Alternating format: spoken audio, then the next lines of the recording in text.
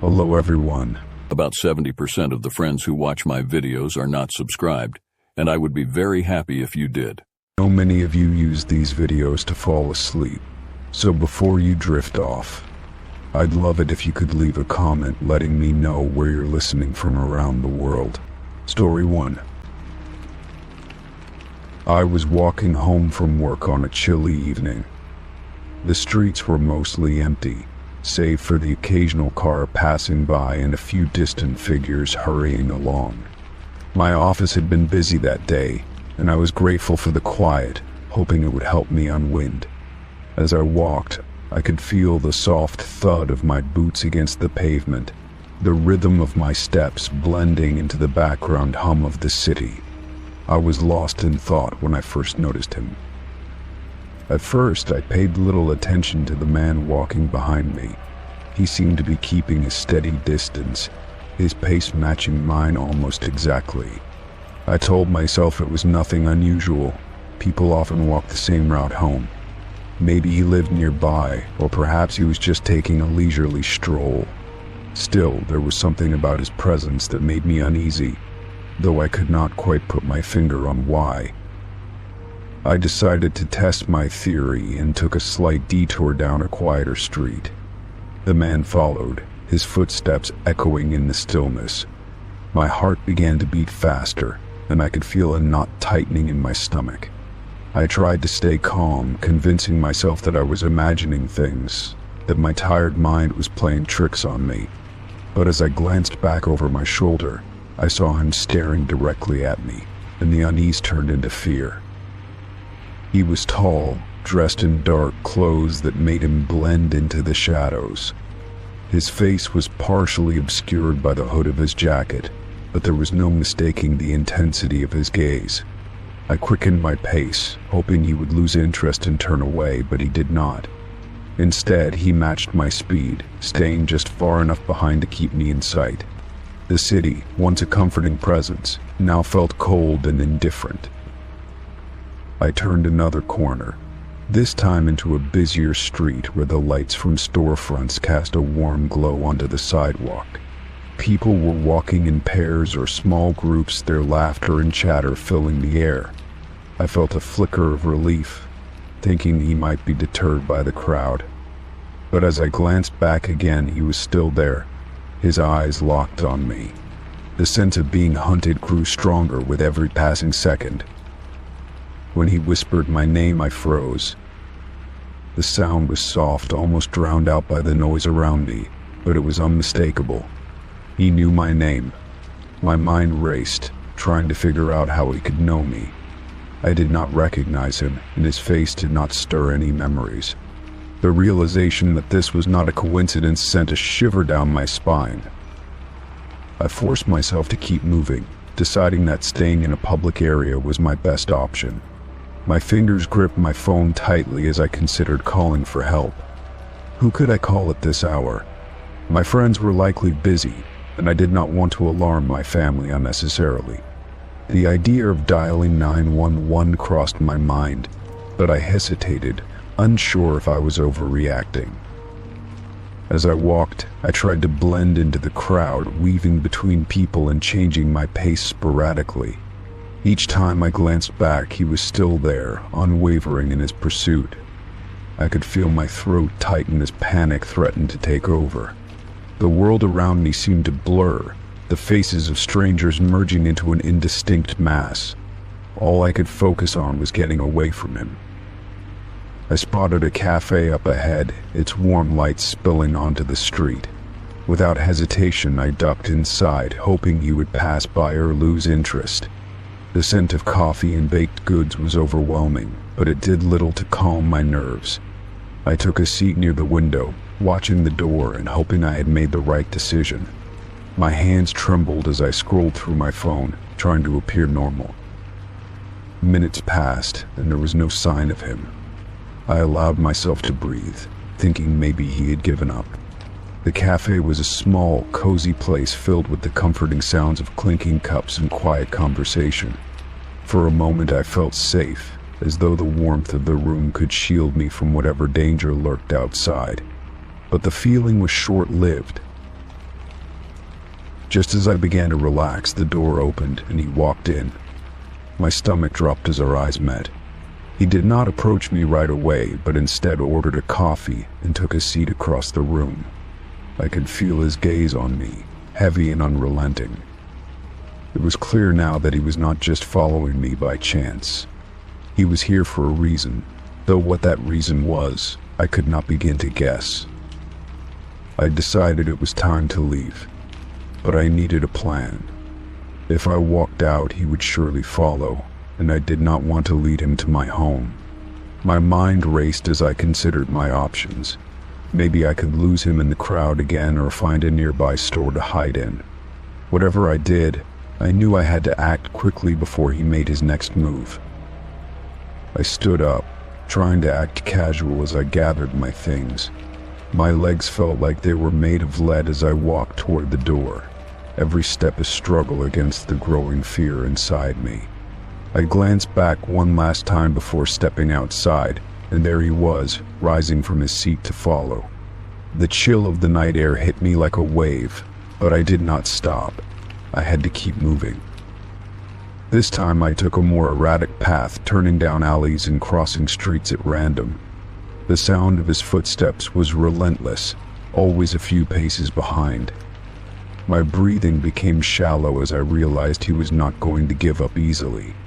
The streets seemed to stretch endlessly, each turn leading me further from the safety of the busy areas. I felt like a mouse caught in a maze with no way out.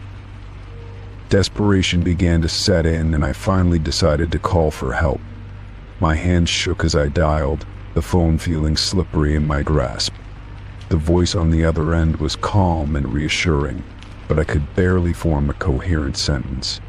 I tried to explain my situation, giving them my location and describing the man as best I could. They promised to send help, but I knew it would take time for anyone to arrive. I found a small convenience store and darted inside, hoping to buy myself a few minutes of safety. The clerk gave me a puzzled look as I leaned against the counter, trying to catch my breath. I explained that someone was following me and asked if I could stay for a while. He nodded, though I could see the uncertainty in his eyes. I watched the door, waiting for any sign of the man. Minutes felt like hours as I stood there, my heart pounding in my chest. I kept glancing at my phone, willing it to ring with news that help was on the way. The clerk tried to make small talk, but I could barely focus on his words. My mind was consumed with thoughts of what might happen if the man found me again. I felt trapped, caught between the fear of staying and the fear of leaving. Eventually, the sound of sirens broke through the haze of my thoughts. Relief flooded over me as I saw the flashing lights outside the store. I stepped out cautiously, my knees threatening to give way as the officers approached. They asked me questions about what had happened, their voices calm but firm. I described the man in as much detail as I could, pointing out the direction he had last been seen. The officers assured me they would search the area and offered to give me a ride home. As we drove, I could not shake the feeling of unease, the thought that he might still be out there, watching and waiting. My apartment felt like a sanctuary when I finally stepped inside, but the shadows in the corners seemed darker than usual. I double-checked the locks on my doors and windows, unable to fully let go of the fear. That night, sleep eluded me. Every creak of the floorboards, every gust of wind outside, sent my heart racing. I replayed the events in my mind, trying to make sense of them. Who was he? How did he know my name? The questions swirled endlessly, their answers just out of reach. I knew I would not rest until I had some clarity, but for now, all I could do was try to move forward. In the days that followed, I remained vigilant, always looking over my shoulder and avoiding walking alone whenever possible. The police kept me updated, though they had not yet found the man or any leads as to who he might be. My friends and family offered support, their presence a comforting reminder that I was not alone. Still, the experience had left a mark, a lingering sense of vulnerability that I could not shake. As time passed, the fear began to fade, though it never disappeared entirely. I took steps to feel safer, learning self-defense and carrying a personal alarm. The world seemed different now, its edges sharper and more defined.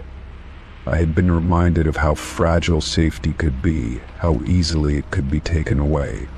But I also learned the importance of resilience, of finding strength in the face of fear. Even now, I catch myself glancing over my shoulder when I walk home. The memory of that night never far from my mind. The man who followed me remains a mystery, his motives unknown. But I refuse to let the fear control me. Each day I take another step forward, determined to reclaim the sense of security that was taken from me. And in those moments of doubt, I remind myself that I am stronger than I once believed. Story 2. The moment I stepped into the Uber, I felt a sense of unease wash over me. Something was off, but I could not pinpoint exactly what it was. As I glanced at the driver, I realized he did not resemble the person in the profile picture on the app. The driver was supposed to be a middle-aged man with glasses and a neatly trimmed beard. Instead, sitting in the front seat was a younger man with a clean-shaven face and a baseball cap pulled low over his eyes. I hesitated for a second, my hand still on the door handle as I debated whether to proceed with the ride. The man turned and smiled, gesturing for me to get in, which only added to my discomfort. His smile did not feel warm or reassuring. It felt forced, as if he were trying too hard to appear friendly. Against my better judgment, I closed the door behind me and buckled my seatbelt. My mind raced as I considered whether I should confront him or contact the ride-sharing app immediately. The car began to move, and I could feel my heart pounding in my chest. I opened the app again to double-check the details of the ride. The license plate matched, but the discrepancy between the driver's photo and the man behind the wheel left me unsettled. My instincts told me something was wrong, but I struggled to come up with a plan of action.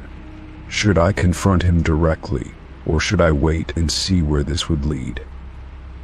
I decided to test the waters by making casual conversation. "You seem younger than I expected," I said, trying to keep my tone light and conversational. He chuckled nervously and replied, "Oh yeah, my brother usually drives, but he could not make it today, so I am filling in for him." His explanation did little to ease my anxiety. I knew that sharing accounts or allowing someone else to drive under your name was a clear violation of the app's policies. Still, I tried to remain calm and composed. As we drove through the city, I discreetly shared my location with a friend using my phone's tracking feature. I also took a screenshot of the driver's profile and sent it to them, explaining the situation briefly. My friend responded almost immediately, urging me to leave the vehicle if I felt unsafe. I nodded to myself, deciding that I would ask to be dropped off at a public place as soon as possible. The driver, meanwhile, continued to chatter aimlessly, seemingly unaware of my growing unease. The streets blurred past as I tried to keep a cool head. My exit strategy was forming in my mind, but I also worried about how the driver might react if I insisted on stopping early. I scanned the surroundings for a well-lit area with people nearby, somewhere I could safely get out and call for another ride. My anxiety was mounting, but I forced myself to remain outwardly calm. I did not want to alert him to my suspicions just yet. The driver suddenly asked me a question that caught me off guard. "So, do you live around here?" he inquired, glancing at me through the rearview mirror. His tone was casual, but the question felt intrusive. I responded vaguely, saying not too far, and quickly changed the subject by asking about his driving experience. He hesitated for a moment before answering, which only deepened my mistrust. I could not shake the feeling that something was seriously wrong. As the car slowed at a red light, I saw my chance to act. I casually mentioned that I had forgotten something important and asked if he could drop me off at the nearest convenience store. His expression shifted slightly, but he agreed, nodding as he pulled over to the curb. My heart raced as I unbuckled my seatbelt and thanked him, trying to appear as nonchalant as possible. I stepped out of the car and immediately walked into the store, my hands trembling as I clutched my phone. Once inside, I took a deep breath and quickly contacted the ride-sharing app to report the incident. I explained the situation in detail, emphasizing that the driver did not match the profile and that he had admitted to using someone else's account. The app's customer support assured me they would investigate the matter and advised me to contact local authorities if I felt threatened. I also called my friend, who stayed on the line with me as I arranged for another ride. The experience left me shaken, but I was relieved to be in a safe space. I could not stop thinking about the potential risks I had just avoided. What if the driver had ulterior motives? What if he had taken me somewhere isolated? These thoughts spiraled in my mind, making it hard to focus on anything else. I realized how important it was to trust my instincts and prioritize safety, even in seemingly ordinary situations. Later that evening, I received a follow-up message from the ride-sharing app. They confirmed that the account associated with the ride had been suspended and assured me that they take such violations seriously. While their response was somewhat reassuring, it did little to erase the memory of the unnerving encounter. I made a mental note to always double-check driver details before entering a vehicle in the future. It was a lesson I would not forget. I also shared my experience on social media to warn others about the importance of staying vigilant. The post received an outpouring of support and similar stories from friends and acquaintances. Many of them shared tips for staying safe while using ride-sharing services, such as verifying driver details and avoiding rides if something feels off. Their advice was invaluable and reminded me that I was not alone in facing such challenges. Over the next few days, I could not help but replay the incident in my mind. Every detail, from the driver's forced smile to his vague responses, stood out like red flags I should have noticed earlier. I realized how easy it is to ignore gut feelings in favor of convenience or politeness. The experience taught me to prioritize my safety over everything else, even if it meant causing a scene or appearing overly cautious. I also decided to do some research on ride-sharing safety and shared my findings with friends and family. I learned about features like emergency buttons, trip-sharing options, and other tools designed to keep passengers safe. While these features were helpful, I knew that personal awareness and vigilance were equally important. The incident served as a wake-up call, reminding me that safety is never guaranteed, even in familiar situations. Reflecting on the experience, I felt a mix of gratitude and frustration. I was grateful that I had trusted my instincts and taken steps to protect myself. However, I was frustrated with the system that allowed such a situation to occur in the first place. Ride-sharing platforms must do more to ensure the safety and security of their users, from stricter identity verification to better support for reporting violations. It was a conversation that needed to happen on a larger scale. In the days that followed, I gradually regained my confidence in using ride-sharing services, though I remained more cautious than before. Every time I booked a ride, I made sure to double-check all the details and share my trip with someone I trusted. I also reminded myself that it was okay to cancel a ride if something felt off, no matter how inconvenient it might seem. My peace of mind was worth far more than the cost of a canceled trip. Looking back, I realized that the encounter had changed me in subtle but significant ways. It heightened my awareness of my surroundings and taught me to be proactive about my safety. I no longer took simple actions, like verifying a driver's identity, for granted. These small steps could make a big difference in ensuring a safe and secure experience. The incident had been a wake-up call, but it also left me feeling more prepared to handle similar situations in the future. The incident also sparked conversations with my friends and family about safety in everyday life. We discussed not only ride sharing but also other scenarios where vigilance was essential. These discussions brought us closer together as we shared tips and strategies for staying safe. It felt empowering to know that we could look out for one another and learn from each other's experiences. The shared commitment to safety was a positive outcome of an otherwise unsettling event. Over time, the memory of that day faded, but the lessons I learned remained with me. I continued to approach every ride with caution, knowing that my safety depended on my actions as much as the platform's policies.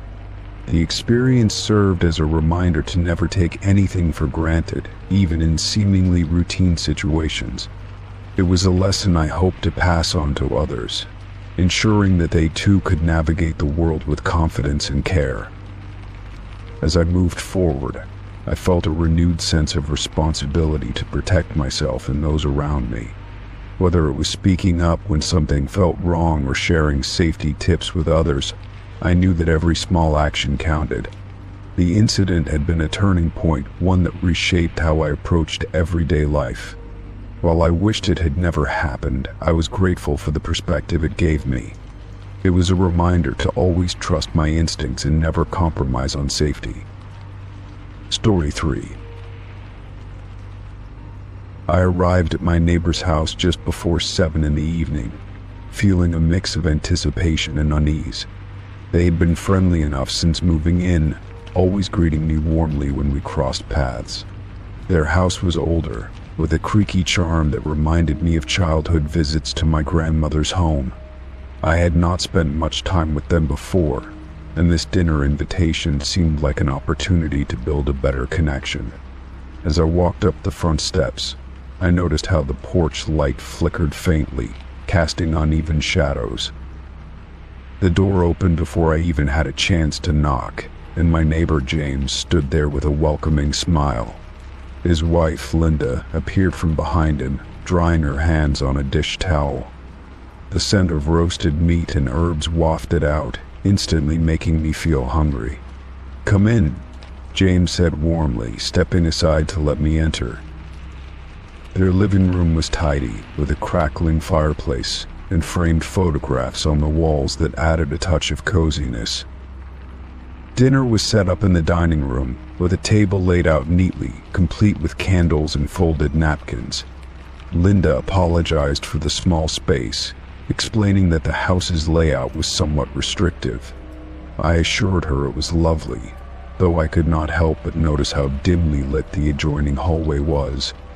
A faint, rhythmic tapping sound carried through the house, just barely audible over the soft classical music playing in the background. When I glanced toward the source of the sound, James quickly stepped in to redirect my attention to the meal. As we sat down to eat, the conversation flowed easily at first, touching on work, hobbies, and the neighborhood.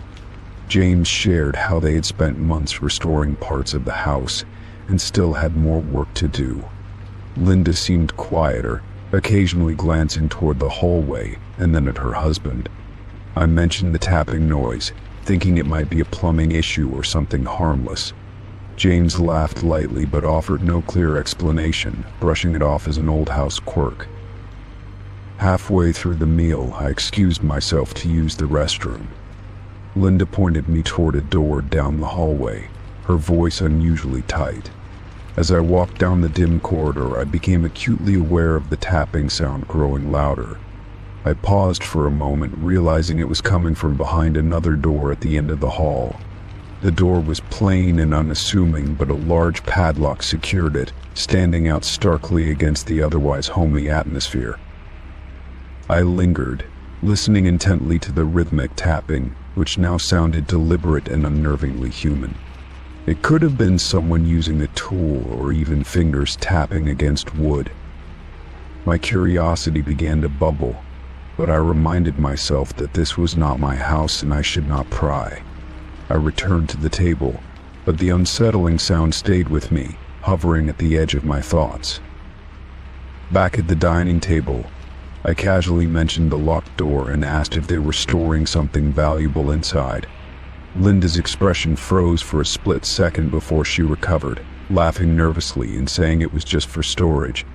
James quickly added that the basement was in disrepair and potentially unsafe. Their swift responses made me feel like I had touched on something I was not supposed to know. The tapping resumed, faint but persistent, and I could not shake the feeling that something was off. As the evening progressed, I noticed small details that added to my unease. James and Linda exchanged subtle glances whenever the tapping became audible. They seemed to avoid any prolonged silences, as if afraid of letting the noise draw too much attention. Linda refilled my glass with wine more often than necessary, perhaps hoping to distract me. I found myself pretending to be more relaxed than I felt, smiling and nodding while my mind raced with possibilities.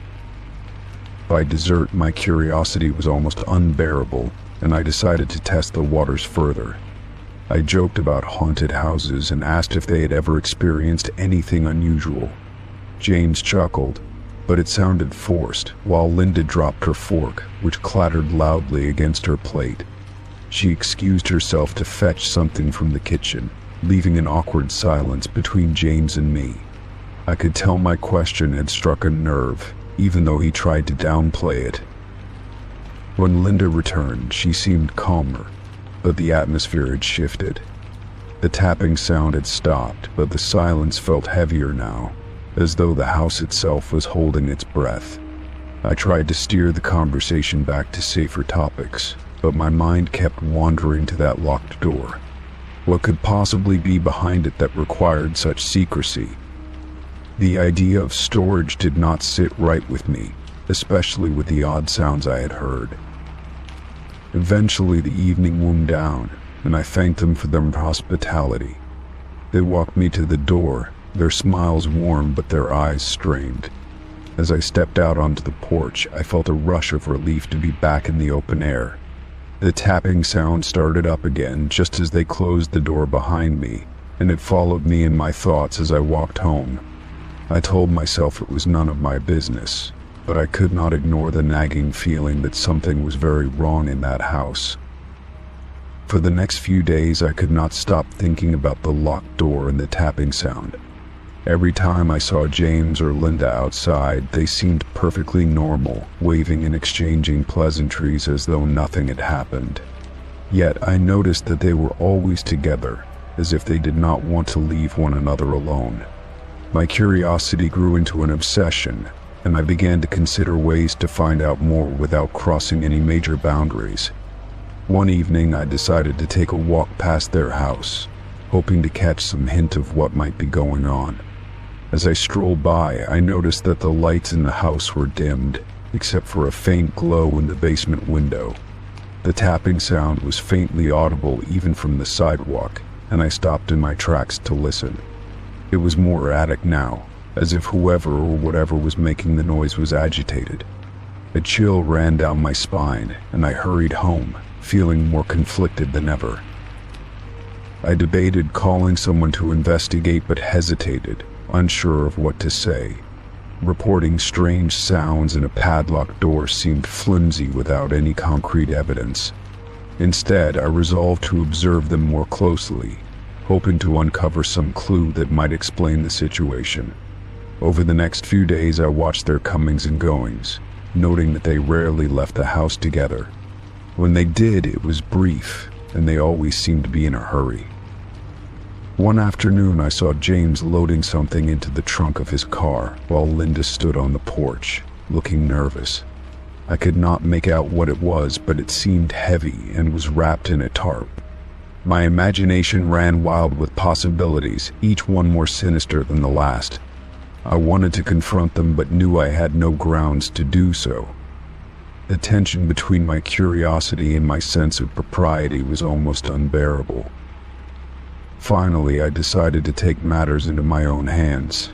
Late one night, I snuck into their backyard, my heart pounding with every step. The basement window was slightly ajar, and I could hear the tapping sound clearly now, along with faint murmurs that sent shivers down my spine. I crouched down and peered inside, but the angle made it impossible to see much. The shadows flickered oddly, and for a moment I thought I saw movement in the darkness. Before I could gather the courage to investigate further, a hand clamped down on my shoulder, making me jump. I turned to find James standing behind me, his expression a mixture of anger and fear. He demanded to know what I was doing, and I stammered out an excuse about hearing noises and wanting to make sure everything was all right. He did not seem convinced but told me firmly to leave. As I walked away, I could feel his eyes on my back, and the weight of the encounter stayed with me long after I got home. The next day, James and Linda avoided me entirely, and the atmosphere between us grew strained. The tapping sound continued, a constant reminder of the unanswered questions that haunted me. I considered reaching out to authorities again, but worried about making enemies of my neighbors without solid proof. The mystery of the locked door and the sounds from the basement consumed my thoughts, leaving me torn between action and restraint. Whatever was happening in that house, I knew it was far from ordinary. Story 4. At the gym, I always try to focus on my workout and stay in my own zone. The environment is usually welcoming, with everyone concentrating on their own fitness goals. However, during my last visit, something unsettling happened that completely threw me off. I noticed someone lingering near the weight rack, holding their phone at an odd angle. At first, I thought they might be checking their workout plan or taking notes, but something about the way they positioned themselves felt off. As I continued my workout, I caught them glancing in my direction more than once. It was subtle, but enough to make me feel uneasy. I tried to brush it off, thinking perhaps it was just a coincidence. After all, gyms can be crowded, and it is not unusual for people to look around occasionally. Yet I could not shake the feeling that something was not right. During a break between sets, I decided to pay closer attention to their movements without making it obvious. I noticed they were standing near the weight rack, partially hidden but with a clear view of where I was exercising. Their phone was held up in a way that made it obvious they were not just casually scrolling or texting. My heart started racing as I realized they were taking pictures or videos of me. The thought was both infuriating and deeply unsettling. I decided to confront them, hoping to put an end to the situation. I walked over calmly but firmly and asked what they were doing. They seemed startled at first, quickly lowering their phone and trying to act nonchalant. When I pressed further and asked if they were taking pictures of me, their demeanor shifted. Instead of apologizing or explaining, they became defensive, claiming they were not doing anything wrong. The confrontation drew the attention of a few other gym goers, which only made the situation more tense. The person accused me of overreacting and insisted they were just using their phone like anyone else. Despite their denial, I knew what I had seen, and it was hard to stay composed. I tried to explain how their actions made me feel uncomfortable, but they seemed more concerned with saving face than acknowledging the impact of their behavior. This only made me feel worse. After the argument escalated, I decided to report the incident to the gym staff. I explained what had happened and described the individual involved. The staff took the matter seriously and assured me they would review the security footage to verify my claims. They also promised to address the situation in accordance with their policies. While I appreciated their response, I still felt shaken by the encounter. The rest of my workout was ruined, as I could not focus on my routine anymore. I kept replaying the interaction in my mind, wondering if I could have handled it differently. Part of me felt angry for being put in such a position, while another part felt vulnerable and exposed.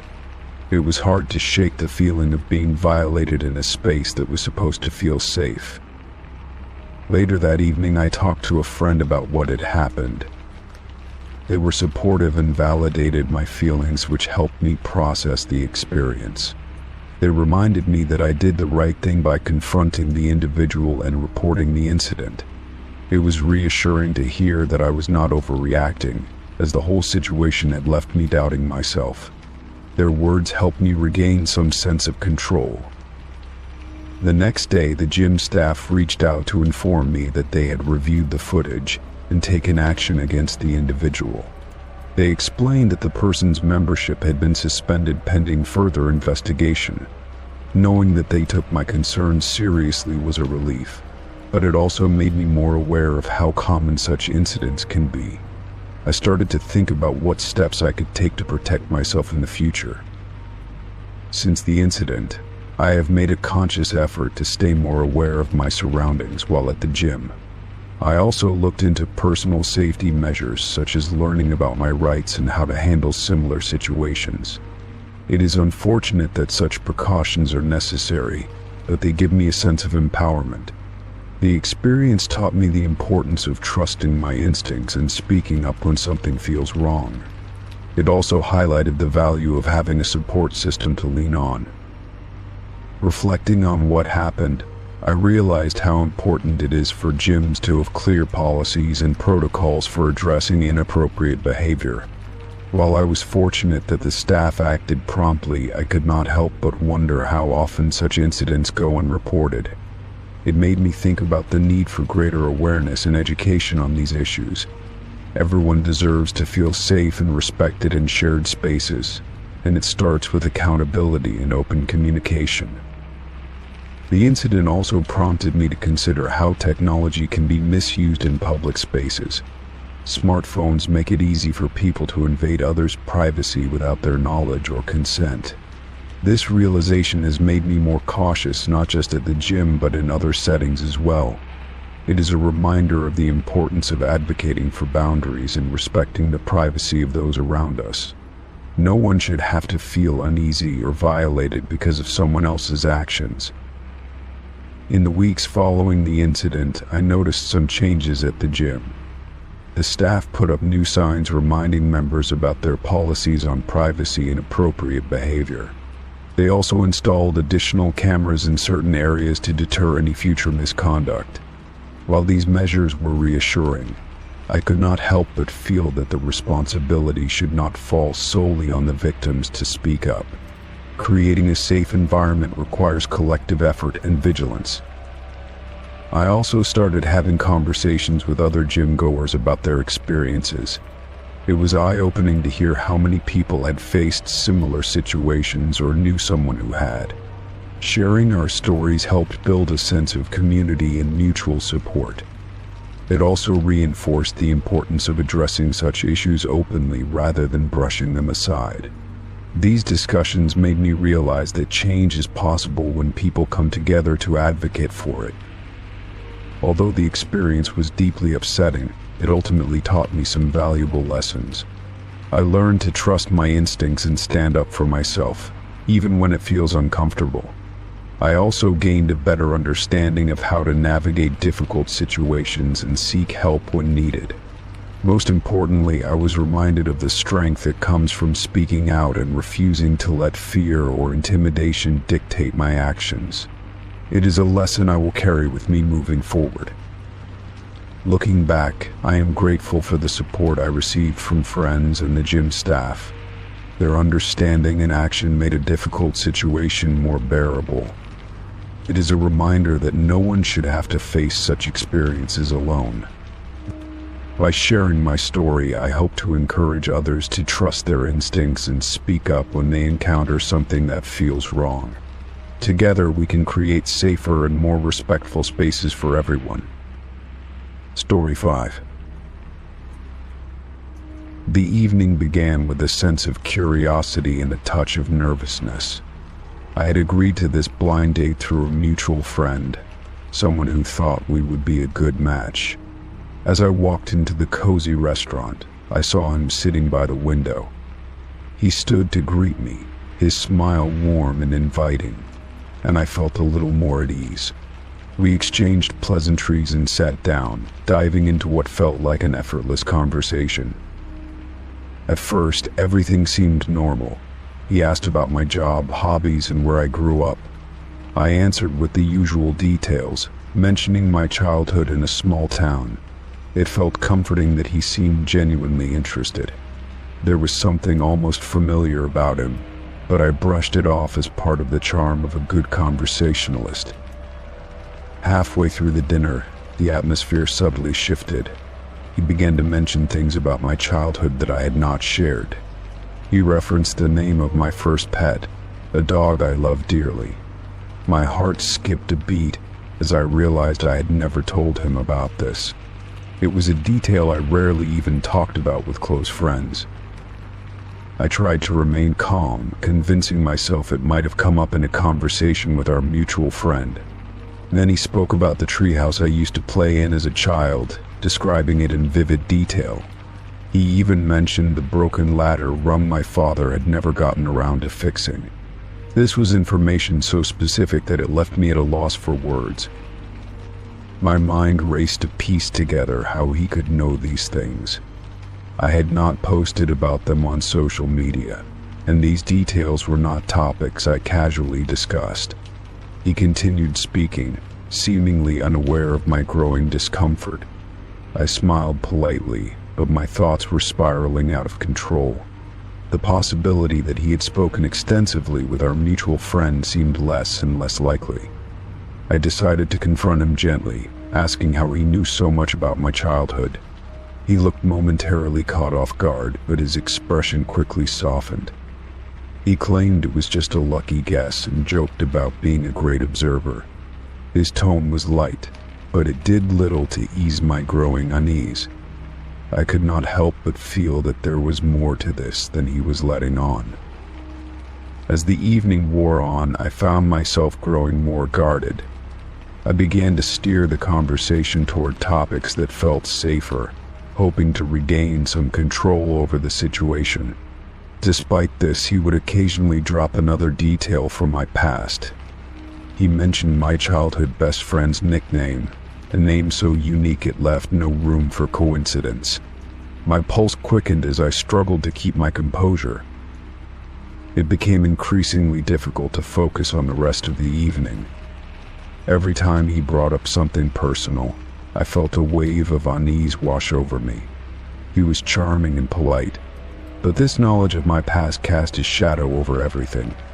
I started to feel like I was being observed rather than getting to know someone new. The more he spoke, the more questions swirled in my mind. After dinner, we decided to take a walk, though my unease had not subsided. The conversation shifted to lighter topics, but I remained wary. I kept replaying the moments when he had referenced my childhood, trying to figure out how he could know so much. The cool night air helped me focus, but the nagging questions lingered. I wondered if I should press him for more answers or simply let it go. As we strolled, he brought up a story about a family vacation I had taken when I was 8 years old. The details were spot on, from the hotel we stayed at to the mix-up with our luggage. It was something only my immediate family would know about. By this point, I could not hold back my concern any longer. I stopped walking and asked him directly how he knew all of this. His reaction was calm, almost too calm. He smiled and said he had heard some stories from a mutual friend who knew me well. While it sounded plausible on the surface, something about his demeanor felt off. I wanted to believe him, but my gut told me there was more to the story. His calmness only made me more suspicious. I decided to change my approach, pretending to be curious rather than confrontational. I asked which mutual friend had shared these stories, hoping to catch him off guard. He hesitated for a moment before naming someone I barely knew. It was a weak explanation that did little to reassure me. My unease deepened as I realized he might not be telling the truth. By the end of the evening, I felt emotionally drained. He walked me to my car and said he had a wonderful time, his smile as warm as it had been at the start. I thanked him and said goodbye, though my thoughts were elsewhere. As I drove home, I replayed the entire evening in my mind. The unsettling feeling refused to fade, leaving me questioning everything I thought I knew about the situation. When I got home, I decided to call the mutual friend who had set us up. I needed to know if they had shared these details about my past. To my surprise, they were just as puzzled as I was. They insisted they had not mentioned anything beyond basic facts about me. This revelation sent a chill down my spine, confirming my worst fears. I spent the rest of the night trying to make sense of what had happened. The idea that he could have found this information on his own felt far-fetched. I had always been careful about what I shared online, and none of these details were public knowledge. The more I thought about it, the more I felt like there was something deeply unsettling about the entire encounter. Sleep was impossible as my mind raced with unanswered questions. Over the next few days, I debated whether to reach out to him for answers. Part of me wanted to confront him directly, but another part feared what I might uncover. I considered the possibility that he had some connection to my family or past that I was unaware of. The uncertainty was overwhelming, leaving me in a constant state of unease. Every time I thought about the date, a wave of anxiety would wash over me. Eventually, I decided to do some investigating on my own. I searched for him online, hoping to find some clues about who he really was. His social media profiles were sparse, offering little insight into his life. This lack of information only heightened my suspicions. It felt like he had deliberately kept his online presence minimal, which struck me as unusual in this day and age. I also reached out to a few old friends and family members, asking if they had ever met someone by his name. No one seemed to recognize him or have any connection to him. This only deepened the mystery, as it seemed unlikely he could know so much about me without some prior link. My frustration grew as every lead turned into a dead end. Despite my efforts, I could not shake the feeling that there was something I was missing. I considered the possibility that I was overthinking everything, but the specifics of what he knew were too precise to dismiss. The situation had gone from a curious coincidence to something that felt deeply invasive.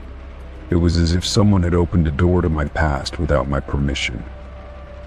In the weeks that followed, I found myself questioning my own memories. Could there be some explanation I had overlooked? I revisited old photos and journals, trying to piece together any connection that might explain his knowledge. The process was exhausting and emotionally taxing, but I felt compelled to keep digging. I needed answers, no matter how uncomfortable they might be. As time passed, the initial shock began to fade, though the questions remained.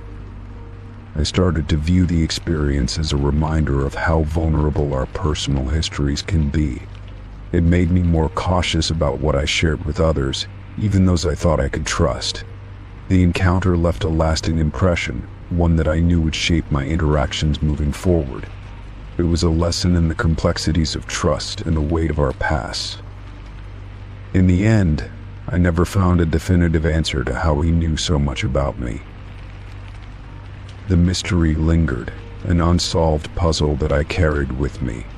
While it was unsettling, it also served as a catalyst for reflection.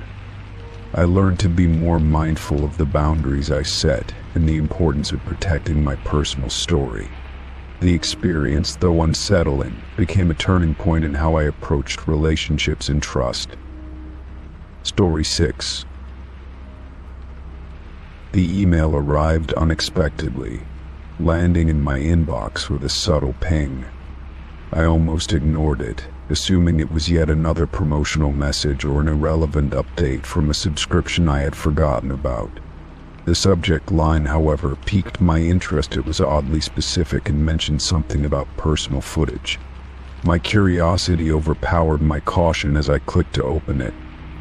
Inside was a short message and a video attachment, the kind of thing that immediately raises a red flag. The message was chillingly brief. It read, "This was taken just a few minutes ago. Watch carefully." My stomach churned as I hesitated before opening the video. A sense of dread crept over me, though I could not quite place why. After all, I had been sitting at my desk all morning, minding my own business, with no reason to suspect anything unusual. I finally clicked on the video attachment, and what I saw froze me in place. The footage was disturbingly clear, showing me sitting exactly where I was at that very moment. The angle of the shot suggested it had been filmed covertly, perhaps through a window or a hidden camera. My hands trembled as I watched myself typing, occasionally glancing at my phone and sipping coffee. The most unsettling part was the timestamp on the video. It indicated it had been recorded less than 10 minutes earlier. My mind raced as I tried to process how this could have happened. I scanned my surroundings, searching for any sign of a camera or an unfamiliar device. Nothing seemed out of place, and yet the evidence on my screen said otherwise. I immediately felt exposed, as though a pair of eyes was still watching me. My first instinct was to shut my laptop and draw the curtains, but panic kept me frozen in place. Questions swirled in my head: who sent this? Why were they filming me? And how had they accessed my email address?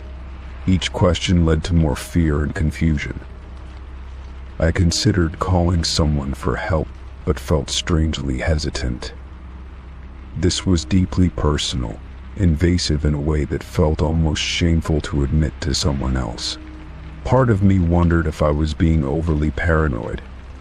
Maybe this was some elaborate prank, although the level of detail made it seem too deliberate for that.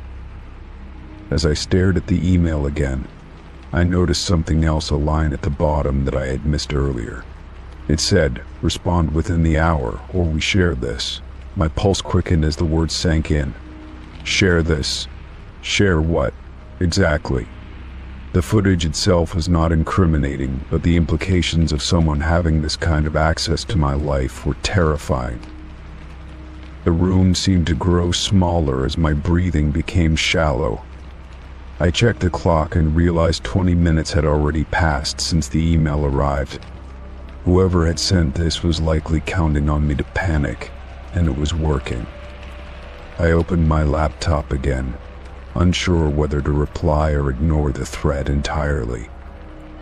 I decided to reread the email, hoping to catch something I had overlooked.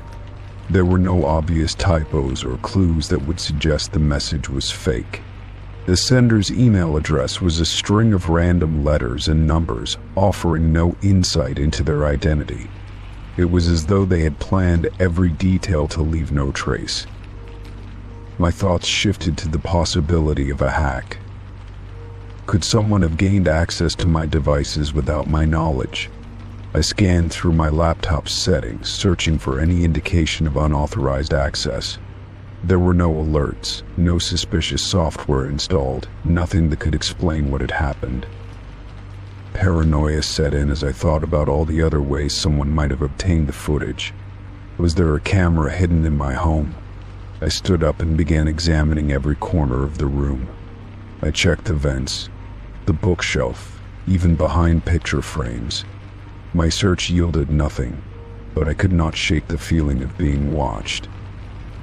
The silence in the room felt oppressive, broken only by the faint hum of my laptop. I tried to focus on logical steps, considering whether I should call the authorities. Reporting this to the police seemed like the most reasonable course of action, but I hesitated. What evidence did I even have? A video and a cryptic email were not much to go on. The idea of contacting a tech expert crossed my mind. Perhaps someone with more knowledge about cybersecurity could help me trace the email or identify any breaches in my devices. However, time was slipping away, and I felt an increasing urgency to act before the hour was up. My indecision paralyzed me. I forced myself to sit down and breathe deeply, trying to think clearly. If the sender wanted something from me, they would likely reveal their demands once I responded. Ignoring them could escalate the situation, but engaging with them felt equally risky. Either way, I was at their mercy, and the powerlessness was maddening. Out of desperation, I began drafting a reply. I kept it brief, asking, Who are you and what do you want? My finger hovered over the send button as I debated whether this was the right move. What if responding confirmed that I was taking their threat seriously? What if it only encouraged them to continue? After a moment of hesitation, I hit send. The email disappeared from my outbox, leaving me staring at the screen, waiting for a response. Every second felt like an eternity as I checked my inbox repeatedly, hoping for some clarity. The minutes dragged on, and the lack of a reply only heightened my anxiety. I could not shake the feeling that this was more than just a random act of harassment. Whoever had sent the email seemed to know enough about me to make their threat feel personal. I thought back to the past few days, wondering if I had noticed anyone acting suspiciously or seen anything unusual. Nothing came to mind, which only deepened the mystery. The possibility of this being an elaborate scam crossed my mind. Perhaps the sender was trying to manipulate me into revealing sensitive information or transferring money. Yet the level of precision and timing made it seem too calculated for a simple con. This felt targeted, as though someone had chosen me specifically. I tried to distract myself by focusing on work, but my concentration was shattered. Every sound in the apartment made me jump, from the creak of the floorboards to the distant rumble of traffic outside. My mind kept returning to the email, replaying the footage over and over, searching for any detail that might explain how it had been captured. The clock ticked closer to the 1-hour mark, and still, there was no reply. I began to doubt whether responding had been the right choice. Perhaps the sender was deliberately leaving me in suspense, knowing that the anticipation would unravel me. It was a psychological game, and I felt like I was losing. I decided to call a friend, someone I trusted who might offer a different perspective. Explaining the situation out loud felt strange, almost surreal. My friend listened patiently but admitted they were not sure what to make of it either. They suggested I document everything and consider involving the authorities if the situation escalated. Hearing their voice offered some comfort, but it did little to ease my underlying fear. I thanked them for their advice and promised to keep them updated. As I hung up, I realized that sharing the situation with someone else had made it feel more real. This was no longer just a private ordeal, it was something I might need help to resolve. With the deadline approaching, I decided to take another look at the video. I paused it at various points, analyzing the background for any clues. The footage was unremarkable, showing nothing but my desk chair and the items around me. It was unsettling in its simplicity, offering no hint as to how it had been obtained. The lack of answers was infuriating. I felt trapped in a situation with no clear way out, a puzzle with missing pieces. My paranoia grew as I imagined the sender watching me at that very moment, perhaps laughing at my desperation. The idea that someone could invade my privacy so effortlessly was both humiliating and terrifying. As the hour came to a close, I braced myself for what might happen next. Would the sender follow through on their threat to share the footage? If so, where would they share it, and with whom? The uncertainty was unbearable, and I felt utterly powerless to stop it. Then, just as I was about to give up hope, another email arrived. My heart raced as I opened it, half expecting more threats or demands. Instead, the message was even stranger than the first. It simply said, "Now you understand." There was no explanation, no context, nothing to indicate what they meant. The ambiguity of the message left me more confused than ever. Understand what?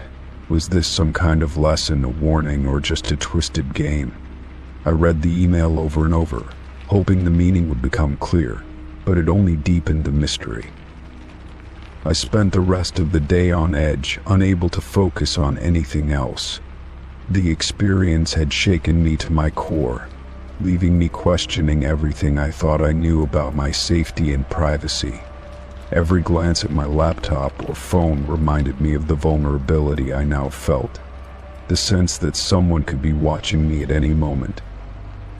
In the days that followed, I took steps to secure my devices and improve my home's privacy. I changed passwords, updated security settings, and even purchased a camera detector to scan my apartment. These actions offered some peace of mind, but the memory of that email and video lingered like a shadow. I never heard from the sender again, and the footage was never shared, at least, not to my knowledge. The lack of closure was unsettling, leaving me with more questions than answers. Yet, in a strange way, the experience also taught me the importance of vigilance and the value of taking my privacy seriously. Even now, I find myself glancing over my shoulder, wondering if the eyes that filmed me are still out there somewhere. Story 7. It was an ordinary day when I first realized something was wrong with my social media account. I had been scrolling through posts, checking messages, and responding to comments like I usually did. But as I tried to send a message to one of my friends, I noticed that I was already logged out of my account. I tried to log back in, but the password was no longer working. Panic set in immediately, and I knew something serious had happened. I quickly went to the account recovery page and tried to reset my password, but the process was dragging on longer than usual. The website kept sending me error messages, making me feel even more helpless. After a few attempts, I finally got an email asking me to confirm my identity. I was relieved to see that, at least for a moment, I was able to regain control of the account.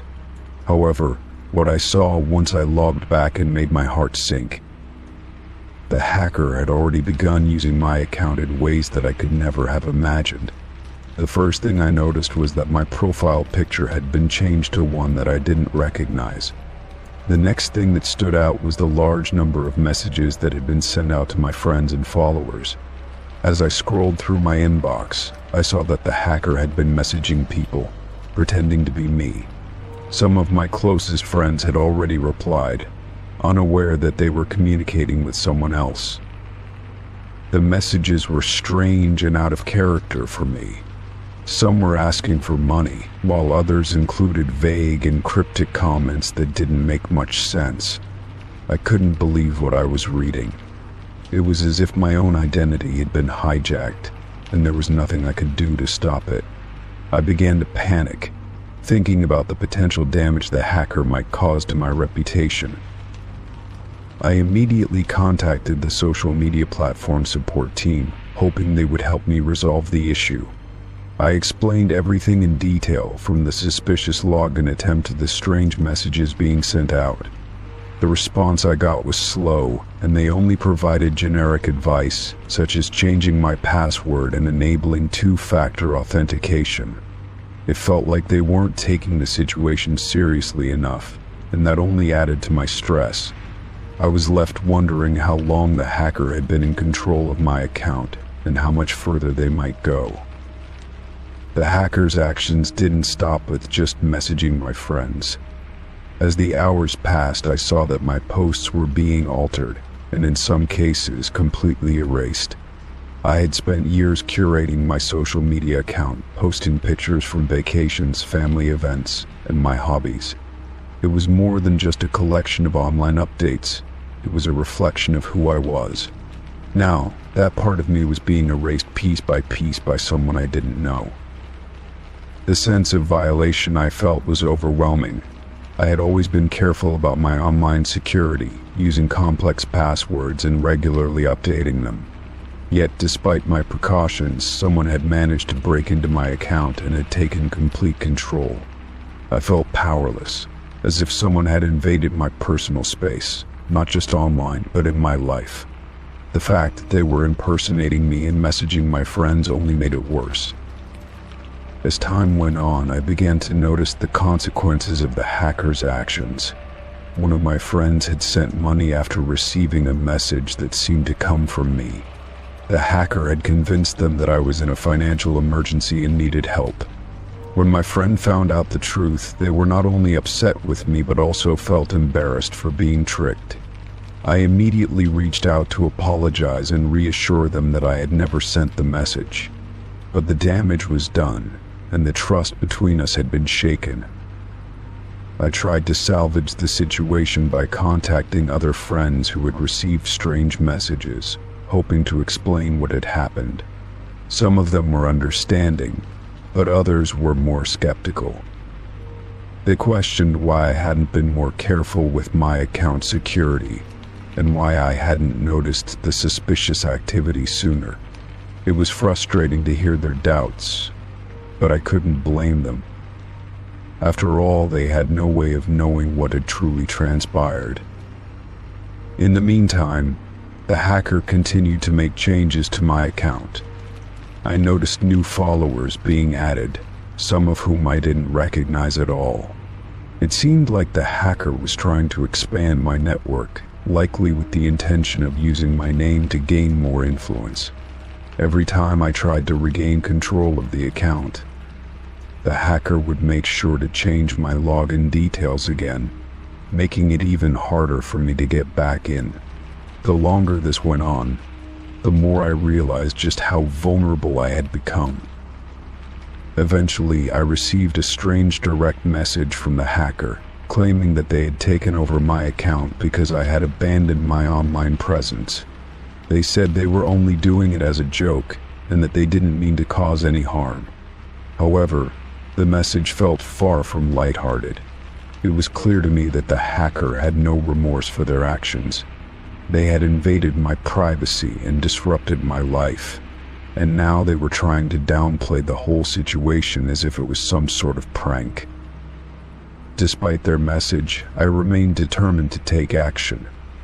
I finally got in touch with the platform's support team again, providing them with evidence of the hacker's activities, including screenshots of the suspicious messages and altered posts. This time, they took my complaint more seriously and began investigating the issue. After a long wait, they finally managed to lock the hacker out of my account and reset all of my details. Even after regaining control of my account, the experience left a lasting impact on me. I spent the following weeks trying to restore the damage done by the hacker. I had to personally contact my friends and explain what had happened, making sure they understood that it was never really me behind those messages. It wasn't just about clearing my name, it was about rebuilding the trust that had been damaged by this invasion of my privacy. The whole ordeal made me rethink my approach to online security. I had always thought I was safe, but clearly, that was not the case. I had to take a closer look at my passwords, update my security settings, and enable all the extra layers of protection that I could. The experience had taught me a hard lesson about how easily things could go wrong in the digital age. But it also made me realize the importance of vigilance, not just for myself but also for the people I care about. In the weeks that followed, I became more cautious about the content I shared online. While I still enjoyed staying connected with my friends and family, I no longer felt as comfortable putting my life out there for everyone to see.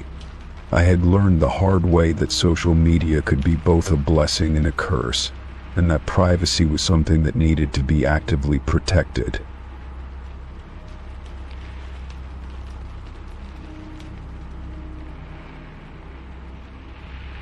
Eventually, things settled down and I regained some semblance of normalcy.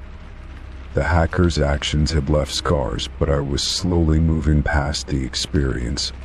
However, I remained aware of the dangers that lurked online. It was a constant reminder that no one was truly safe, no matter how much they tried to protect themselves. Every time I logged into my account, I felt a small twinge of anxiety, knowing that something so simple as a social media account could be used against me. Looking back, I could only wonder how many others had gone through similar experiences without anyone knowing. I had been fortunate to recover my account, but what about those who hadn't? What about those who had their personal information stolen or had been financially scammed? The hackers' actions had not only affected me but also a larger network of people who had been tricked or misled.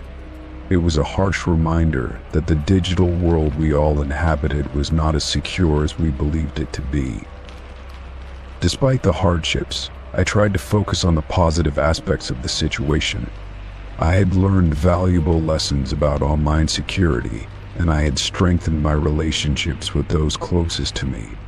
I also realized that, even though the hacker had temporarily taken control of my account, they had never truly taken control of me. I had my identity back, and that was something they couldn't steal. In the end, I came to terms with the experience.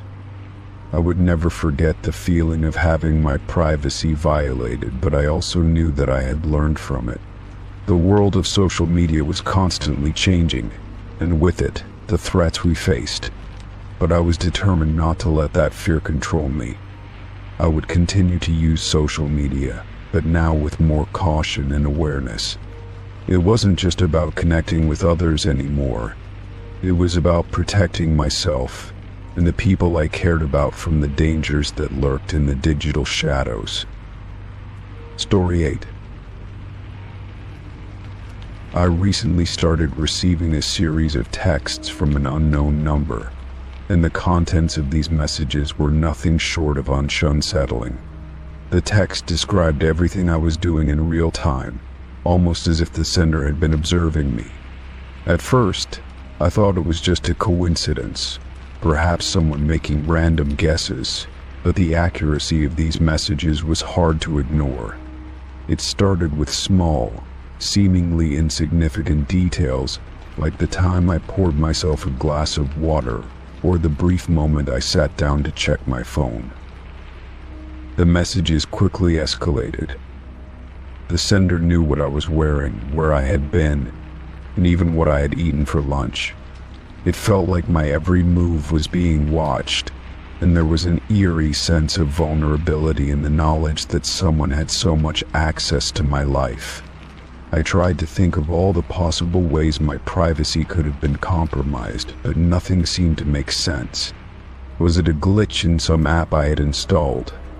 Or had my phone been hacked in some way I couldn't fathom? I couldn't shake the feeling that I was being followed. I started noticing strange patterns in the texts. They were never too invasive, but they always seemed to describe the most mundane parts of my day. For example, one message described me walking to the kitchen to grab a snack just moments before I did. Another described me stepping outside to get some fresh air, even though no one else had been near the front door. It was as though the sender had been tracking me step by step, but the chilling part was that they never directly threatened me. As time passed, the texts began to include more personal details, things I had not shared with anyone. They mentioned my friends by name, knowing when we would meet up, and even where we planned to go.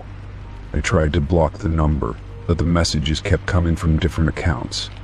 It felt like the person behind this was determined to stay in my life, and no matter what I did, I couldn't escape their watchful eye. Each time I thought I was free, another message would appear, recounting another part of my day.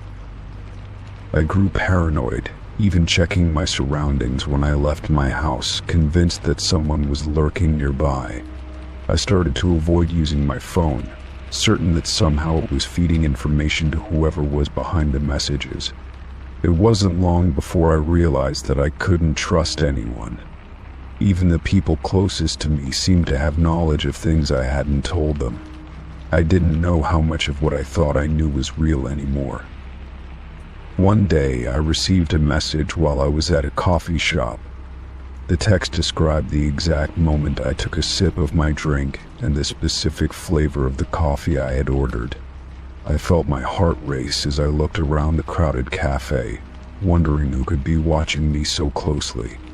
I started looking for signs of anyone who seemed out of place, anyone who might be paying too much attention to me, but there was no one.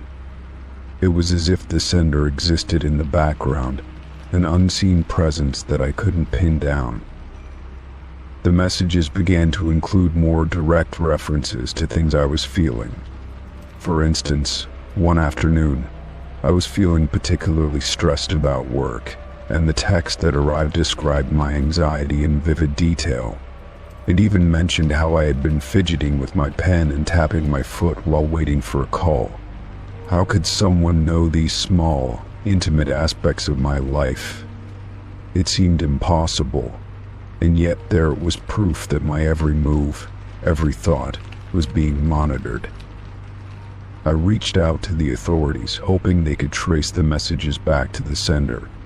The local police were sympathetic, but they didn't seem to have the resources to investigate something so specific. They suggested I change my number and take precautions, but I already felt like I had done everything I could. I knew that as long as the sender had access to my life, changing my number wouldn't make a difference. The fear of being watched became an ever-present weight on my chest. With each passing day, the messages grew more unnerving. They began to reference moments from my past, things that only a few people knew about. It was as if the person behind these texts was piecing together fragments of my life from sources I couldn't identify. There were no clues as to who it might be, and no way to trace the messages back to a specific person.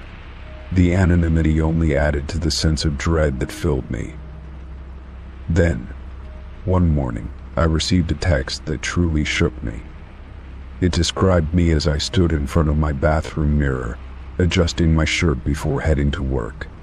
The detail was so specific that I could hardly deny it. My stomach turned as I realized that this sender was no longer just a distant observer. They were right there with me in that moment, sharing my space. It was as if the barrier between my private world and theirs had vanished completely. I tried to rationalize it, to convince myself that there was some simple explanation for all of this. Maybe it was all just a coincidence, I thought. Perhaps there was some kind of mistake. But every time I convinced myself to believe that, another message would arrive, confirming that the sender knew everything. It felt like I was losing control, like my life was no longer my own. I had become a subject in someone else's twisted game, and there was nothing I could do to stop it. The more I tried to distance myself from the situation, the more it seemed to invade my life. The texts became a constant, gnawing reminder that I wasn't alone in the world. Someone was always watching, always knowing what I was doing and thinking.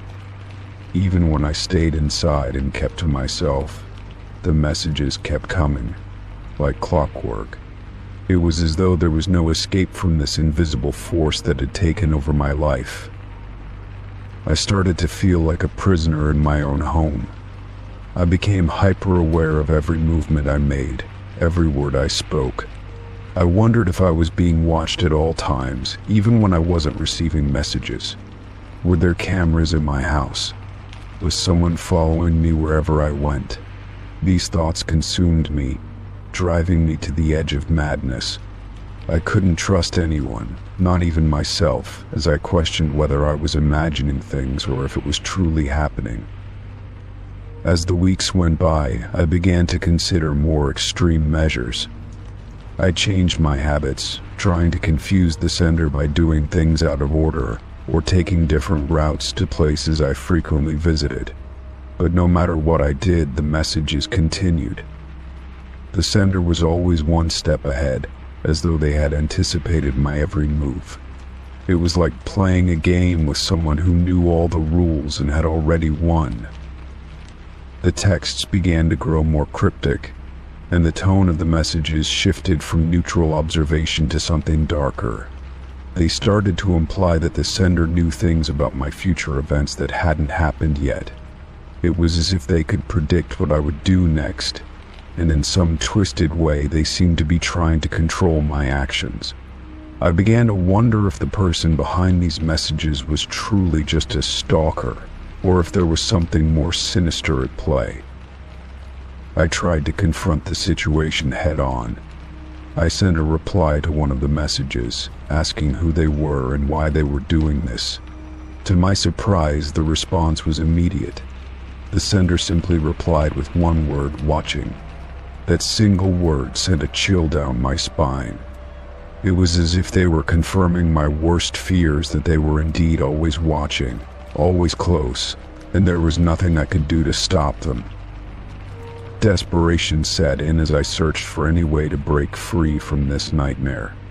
I researched online, looking for solutions to this kind of harassment, but everything I found seemed to offer no real answers. There was no way to stop someone who seemed so all-knowing, so elusive. I had become the subject of an unknown force, and no matter where I went or what I did, I couldn't escape it. Eventually, the messages began to fade. After several weeks of constant observation, the texts stopped coming. I tried to reassure myself that it was over, that the nightmare had ended. But the silence only left me with more questions. Had I truly escaped, or had the sender simply moved on to someone else? And more importantly, how had they known so much about me in the first place? Even now, I still feel the weight of those texts on my mind. The knowledge that someone had been watching me so closely, for so long, still lingers. I'll never forget the feeling of being completely powerless, of knowing that my every move was being tracked, and yet having no way to fight back.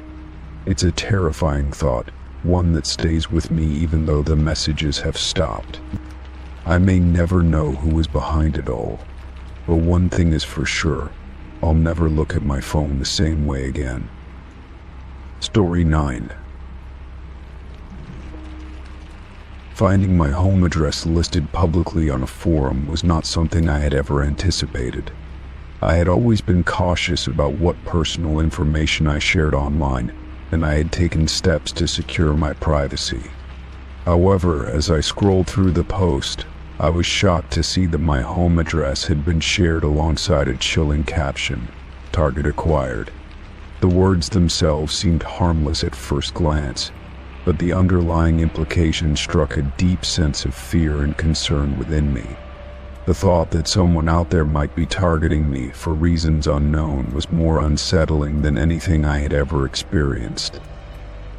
In that moment, I realized how vulnerable we are in the digital age. The internet, for all its benefits, can also be a dangerous place where anonymity allows people to act with impunity. It is easy to forget that behind every post, every comment, there is a person, and sometimes those people are not kind. As I sat there, staring at the screen, I could not help but feel a deep sense of violation.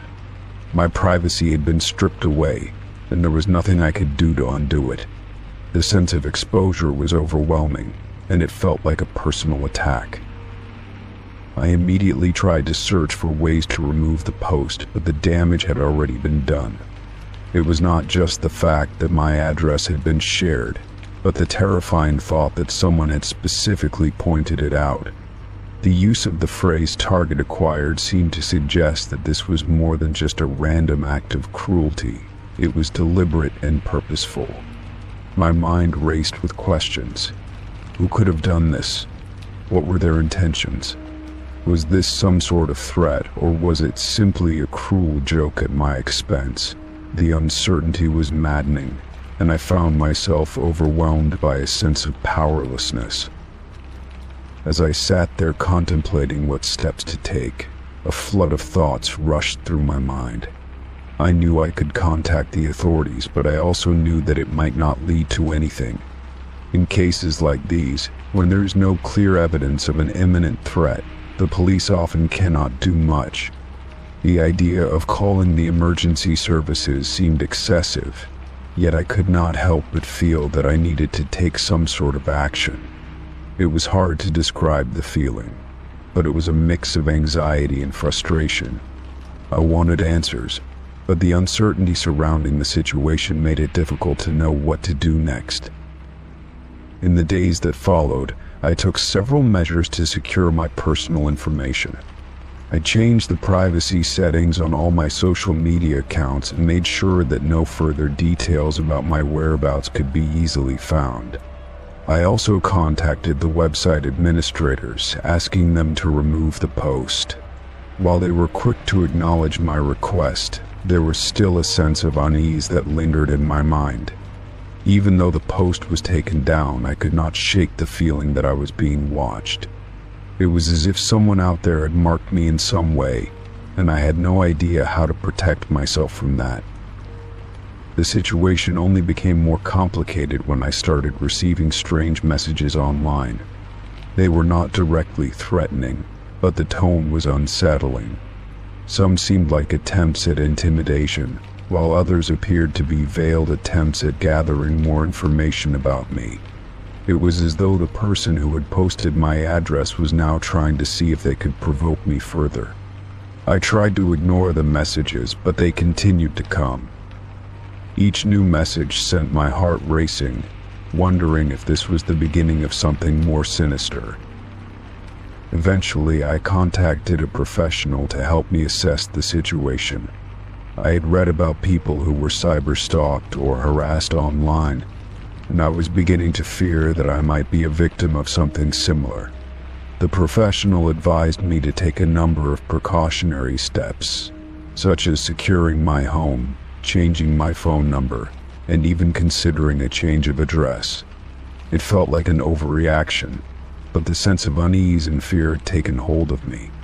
I realized that this situation was not something to be taken lightly.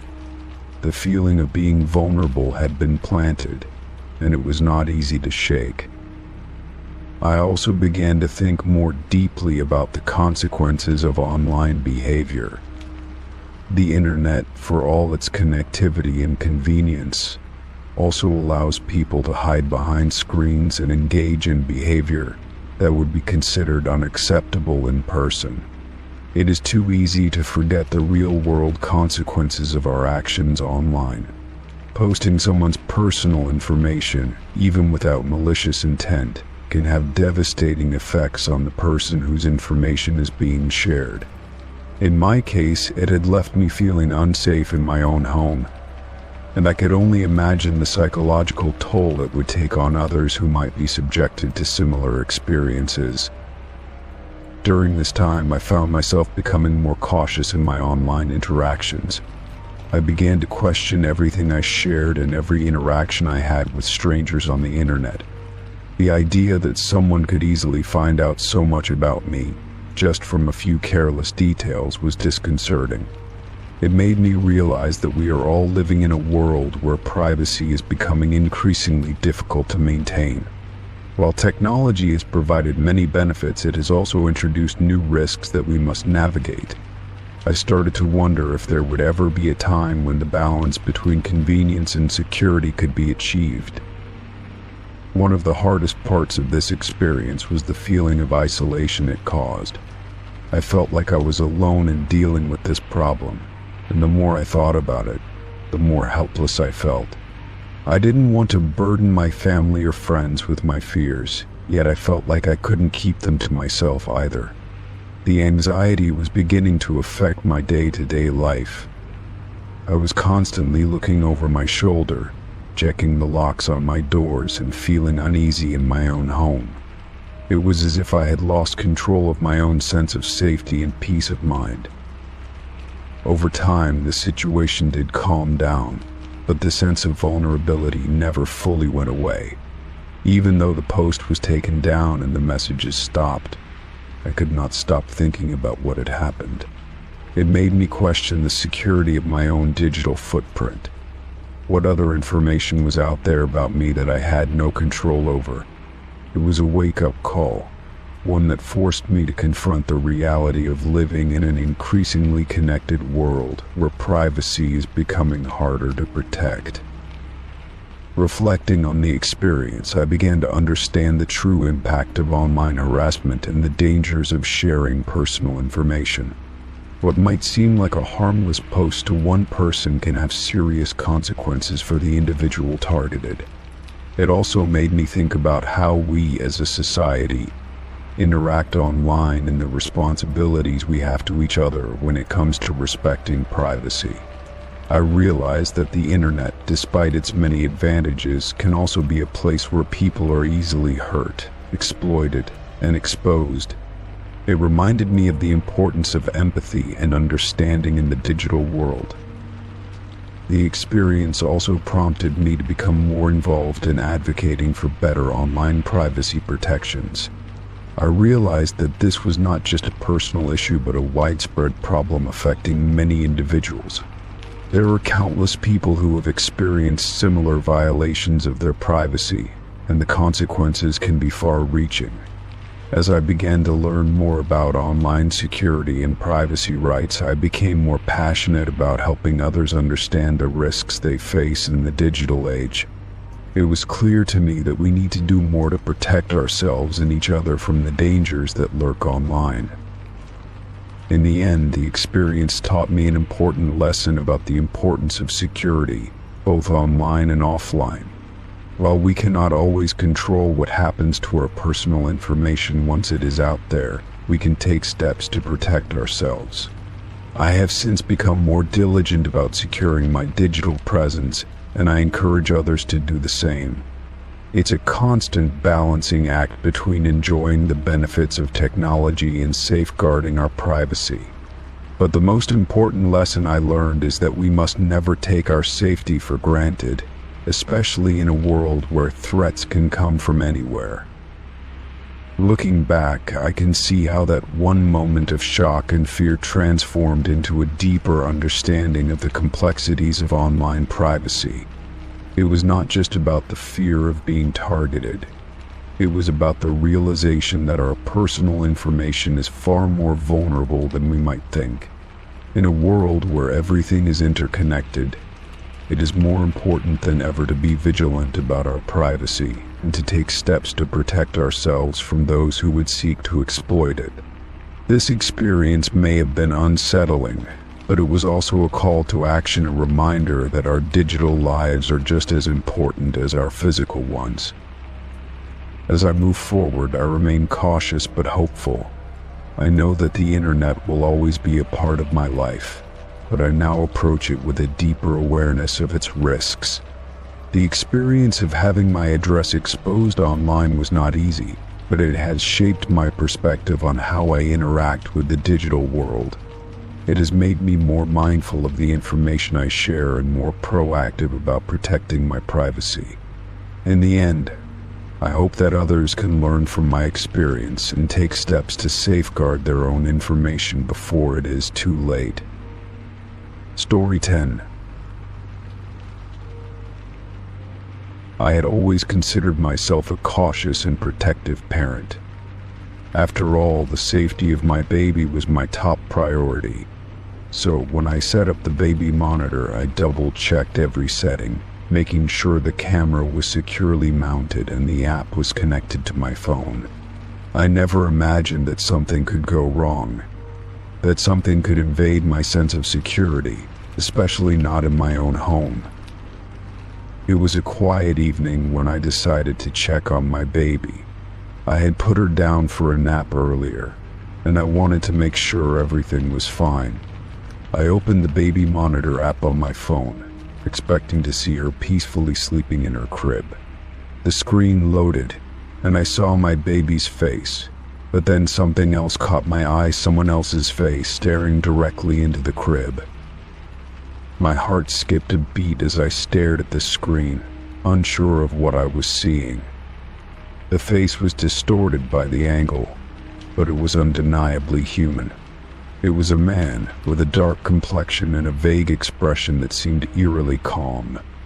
I blinked several times, convinced it was some glitch or trick of the lighting.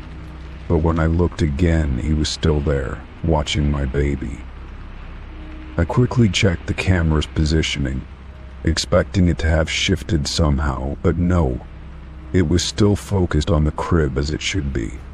I could see my baby, peacefully sleeping, unaware of the stranger so close. My mind raced as I tried to rationalize what was happening. How was this even possible? Was someone watching us through the monitor?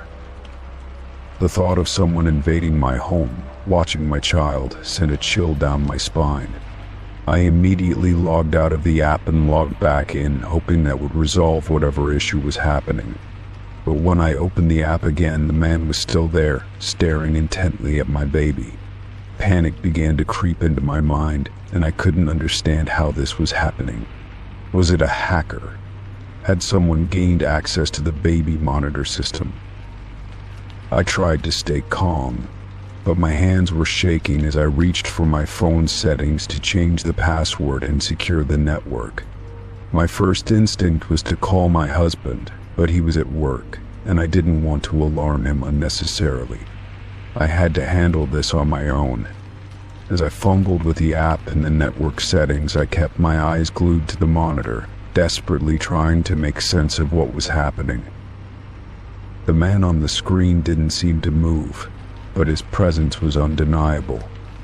It felt as though he was standing just inches from my baby, his gaze unwavering. I couldn't shake the sense of dread building in my chest. My mind began to race with questions. Who was he? How did he get into our system? Was he dangerous?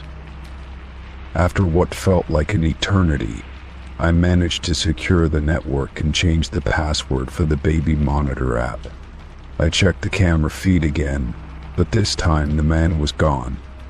It was just my baby, sleeping soundly as if nothing had happened. I exhaled a sigh of relief, but the tension in my body remained. I had just witnessed something that I couldn't explain, and it haunted me. I decided to check the security logs for the monitor, hoping to find some answers. The app recorded every connection, every person who accessed the system. I scrolled through the logs, but I couldn't make sense of the data. There were a few unfamiliar IP addresses, but nothing concrete. No names, no details, just numbers that meant nothing to me. It was at that moment that I realized I needed help. I couldn't handle this on my own. I dialed the number for tech support for the baby monitor system, hoping they could provide some insight into what had happened. The representative was polite, but when I described what I saw, she sounded concerned too. She assured me that they would look into the issue, but I couldn't help but feel a deep sense of unease. As I waited for a response, I started to wonder if the man had been watching for a while. Had he been there when I first set up the monitor? Was he there when I first checked on my baby? I couldn't shake the image of his face, staring at my child. It felt like a violation of the worst kind, an invasion of my home, my private space. Days passed, and I tried to put the incident out of my mind. The baby monitor seemed to work fine after I had changed the password, and there were no further signs of unauthorized access. But I couldn't forget what I had seen. Every time I checked on my baby through the monitor, I half expected to see that face again, staring from the darkness. I began to research security breaches in baby monitors, hoping to understand how someone could access our system. I found countless stories of people who had experienced similar situations, strangers watching their children through their cameras. It seemed like a growing problem, one that many parents were unaware of until it was too late. I felt a deep sense of dread as I realized how vulnerable these devices could make us. I started to take extra precautions, ensuring that the baby monitor settings were always secure and up to date. I also installed a security camera outside our home, hoping to catch any suspicious activity in the area. But no matter how many steps I took, I couldn't shake the feeling that someone was out there, watching us. It was as if the violation had left an indelible mark on my peace of mind. The tech support team eventually got back to me, but they had no explanation for what had happened. They assured me that there was no evidence of a security breach, and they couldn't trace the source of the strange connection. It was as though the man had simply disappeared, leaving no trace behind. I was left with more questions than answers, and the feeling of unease continued to linger. I tried to talk to friends and family about the incident, but many of them brushed it off, thinking it was just a glitch or a mistake. They couldn't understand how deeply unsettling it was to have someone invade such an intimate space. I tried to explain how I felt violated, but they didn't seem to grasp the magnitude of the situation. It was hard to make them understand that this wasn't just a technical issue, it was an emotional one. As time went on, I began to wonder if the man had been watching me as well. Had he been watching my every move? Was he aware of my routines, my comings and goings? The more I thought about it, the more paranoid I became. I couldn't shake the feeling that my home was no longer a safe space. It was as if the boundaries between private and public had been erased. I started to monitor our security system more closely, checking the footage from the outside cameras regularly. I also became hyper-aware of the people around me, wondering if I might recognize someone who seemed out of place. But no one ever seemed suspicious. I couldn't pinpoint anything that might explain what had happened. It felt like a ghost, a presence that couldn't be explained or understood. It wasn't until a few months later that I received an unexpected call from the tech support team. They had conducted a thorough investigation into the incident and had discovered something disturbing. Apparently, the baby monitor had been hacked by a group of individuals who specialized in gaining unauthorized access to these devices. The man I had seen in the video was one of their operatives, part of a larger network of hackers who targeted vulnerable systems. The revelation was both relieving and horrifying. It explained everything, but it also made me feel more vulnerable than ever. I was just one of many parents who had been affected by this growing problem. The idea that someone could access my home, watch my child, and violate our privacy in such an intimate way made my stomach turn. In the end, I learned that no device is truly secure unless we take the necessary steps to protect it. I realized that while technology can make our lives easier, it can also expose us to dangers we never even imagined. I became more vigilant, more cautious, but I couldn't erase the fear that lingered in the back of my mind. The memory of that man's face, staring into my baby's crib, would stay with me for a long time. Story 11. Every night, my phone alarm rings at exactly 3:13 a.m., even though I've never set it to do that. The first time it happened, I assumed it was some sort of mistake, a glitch in the system, or maybe a forgotten setting I had overlooked. I had been deep in a dream when the shrill sound of the alarm shattered the silence of the night, pulling me out of my sleep with a jolt. My heart raced as I fumbled to turn it off, confusion swirling in my foggy mind. It was a strange time to wake up, and I couldn't shake the feeling that something was off. The next night, the same thing happened. The alarm went off at 3:13 a.m., sharp and insistent. I checked my phone in a daze, half expecting it to be some kind of reminder or alert, but nothing was there. No scheduled events, no alarm set, no apps running that could have triggered it. I even went through my phone's settings to make sure nothing was amiss, but everything seemed normal. Yet, there it was again, 3:13 a.m., every night like clockwork. At first I tried to convince myself it was nothing, that there was some rational explanation for it. Maybe my phone was malfunctioning, or perhaps some app was causing the issue without my knowledge. I scoured the app store, looking for any signs of suspicious apps that might have set the alarm without my consent. But after hours of searching, I came up empty. Nothing seemed out of place, and the alarm continued to ring, as though mocking my efforts to figure it out. After a week of sleepless nights, I couldn't ignore it any longer. The sound of the alarm at 3:13 a.m. had begun to feel like a looming presence in the back of my mind, an eerie ritual that I couldn't explain. It was as if something or someone was deliberately trying to make me aware of that exact moment, as though it had a significance that I was meant to understand. My anxiety began to grow, and with it, a sense of dread that settled over me. every time the clock neared the cursed hour. One night, desperate to find an answer, I decided to stay awake. I set my phone beside me, watching it closely as the minutes ticked by. I wanted to catch the moment it went off, to see if there was any clue as to why it was happening. As the clock approached 3:13 a.m., my eyes began to burn with exhaustion, but I fought to stay alert. The room was silent, except for the soft ticking of the clock, and I could feel my pulse quickening as the hour drew near. When the alarm went off at precisely 3:13 a.m., I jumped, but this time I was ready. I reached for my phone immediately, expecting to find an explanation. However, there was nothing there, no notification, no message, no app running.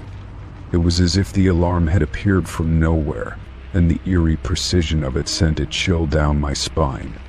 My hands shook as I turned it off, but as I looked at the screen, I saw something I hadn't noticed before. A strange, unfamiliar notification at the top of the screen.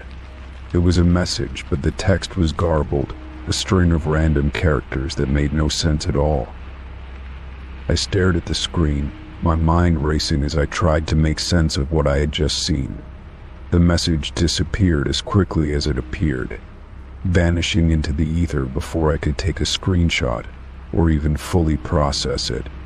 My heart pounded in my chest, and I couldn't help but wonder if I was losing my mind.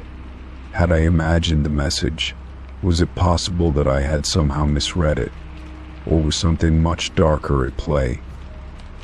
The next night, I was determined to catch whatever was happening on my phone. I placed my phone on the nightstand, pointed directly at me, and stayed awake, waiting for the moment when it would ring again. The minutes passed in a blur, the ticking of the clock louder than usual as I stared at the screen, waiting. As the hands of the clock inched toward 3:13 a.m., I felt a cold sweat break out across my forehead, my nerves jangling in anticipation. When the alarm rang again at exactly 3:13 a.m., I was ready. I grabbed my phone, eager to see what would appear this time. But this time I was not alone. As I reached for the phone, I heard a whisper in the air so soft that it was almost imperceptible. The voice was unfamiliar, a low, distorted sound that seemed to emanate from nowhere. I froze, my breath catching in my throat as I stared at the screen. The phone's display flickered, and for a brief second, the garbled message I had seen the night before reappeared, only this time it was clearer. It was a series of numbers, 313.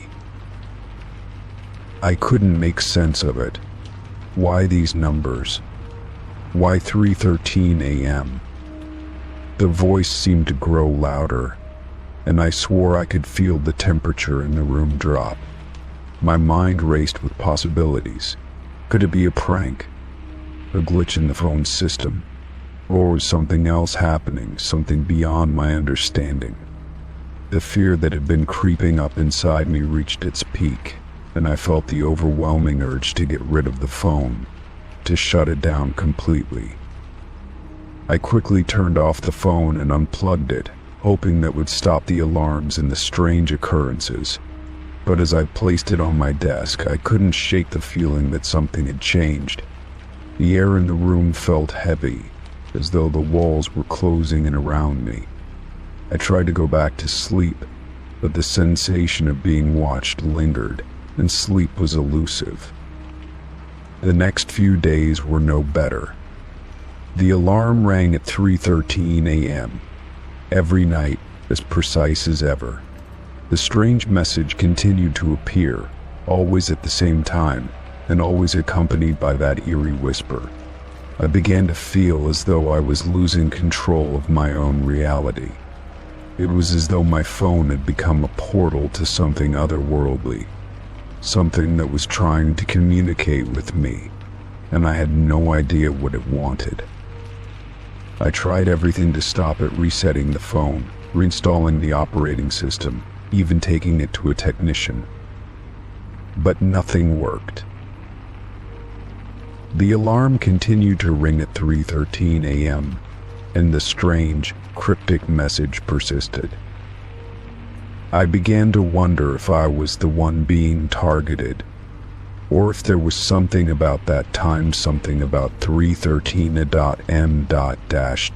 held a greater significance. I sought advice from friends and family, but they only laughed it off, telling me it was just a glitch or that I was imagining things. But I knew better. I could feel it deep in my bones. Something was wrong, something that went beyond the realm of explanation. It was as though the very fabric of reality had been torn open, and I was caught in the rift, unable to escape. The nightmares started soon after. Every night I would dream of a dark figure standing at the foot of my bed, its face hidden in shadow. It would whisper my name, the sound soft but insistent, and every time I tried to scream, my voice would be stolen. The figure would step closer, its presence suffocating, until I woke up in a cold sweat. And when I glanced at the clock, it was always 3:13 a.m. The cycle seemed unbreakable, each night blending into the next, each night filled with terror and confusion. I didn't know how much longer I could endure it. The phone, the whispers, the figure in my dreams, everything felt like a nightmare that I couldn't escape, and I began to wonder if I ever would. I started searching for answers, digging into the significance of 3:13 a.m. and the strange occurrences surrounding it. I found articles about strange phenomena, unexplained events, and stories of people who had experienced similar things. Some spoke of time loops, others of supernatural forces, but none of it provided any clarity. The more I searched, the more I felt as though I was being drawn into something larger than myself, something I was powerless to stop. In the end, I still don't know what's happening.